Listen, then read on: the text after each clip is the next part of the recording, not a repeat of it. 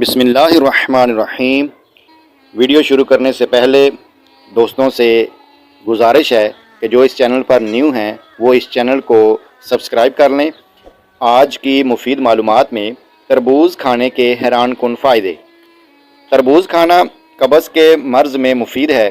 تربوز گرمی کی شدت اور لو کے اثرات سے محفوظ رکھتا ہے۔ تربوز معدے کی سوزش اور پیشاب کی جلن کو ختم کرتا ہے۔ تربوز مردانہ طاقت میں حیران کن اضافہ کرتا ہے۔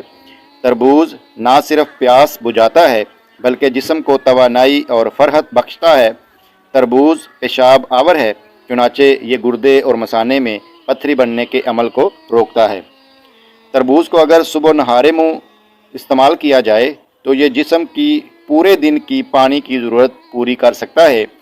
تربوز میں گلوکوز وافر مقدار میں ہوتا ہے، اس لیے پانی میں گلوکوز پاؤڈر ڈال کر پینے سے بہتر ہے کہ تربوز کو استعمال کیا جائے۔